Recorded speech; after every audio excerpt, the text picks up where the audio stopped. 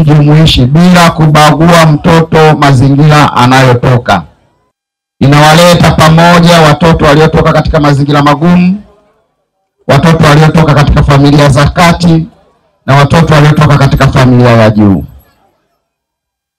Harvard Sekondari inampa nafasi mwanafunzi anapokuwa amejiunga, lengo lake asome mpaka malize.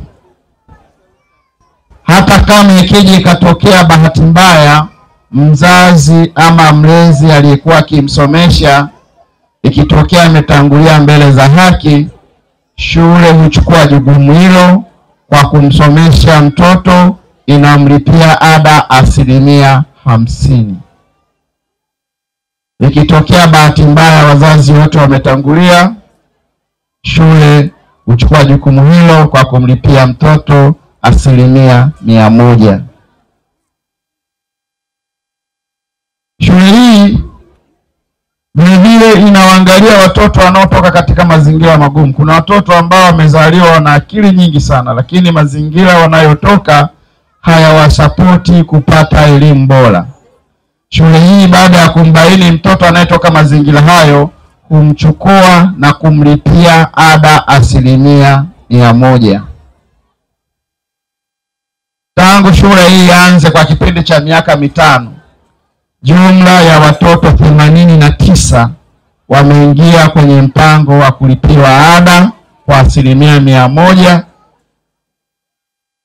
Na mtoto aliyeongoza katika somo la physics mwaka wa 2022 aliyeongoza kitaifa ni mtoto ambaye ametoka katika mazingira magumu, tena alikuwa akifanya kazi za nyumbani, lakini baada ya kuomba asome Harvard kamfadhili, na mwisho wa siku akatokea mtoto ambaye ni bora.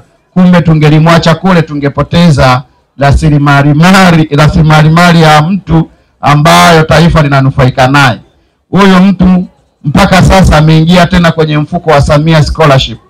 Pamoja na kusomeshwa na TCRA, bado amepewa sponsor na Samia Scholarship.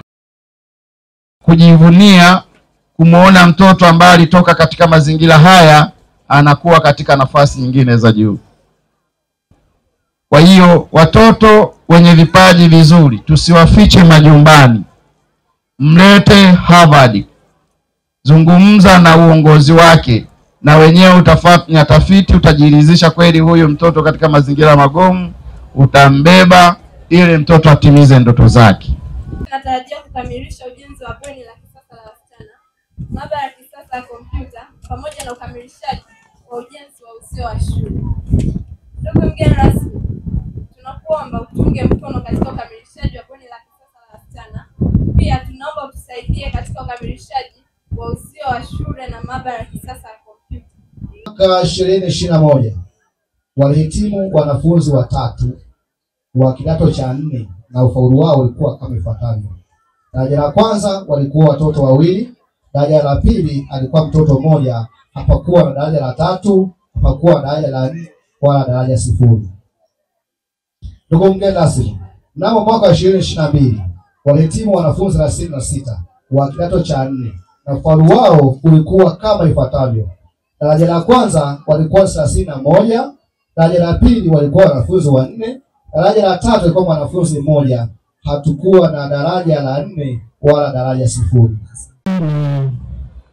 Pia kukamilisha ujenzi wa bweni. Kuna kipengele fulani hivi nilisema kwamba tutachangia katika ukamilishaji wa nini? Bweni. Kwa hiyo changamoto ipo, lakini sisi kama sisi hatuwezi kumalizia yote, lakini kadri Mwenyezi Mungu anavyotujalia unaweza kusema chochote. Mimi kama mgeni rasmi nafungua uchangiaji hii ya shule hii kwa kutoa kiasi cha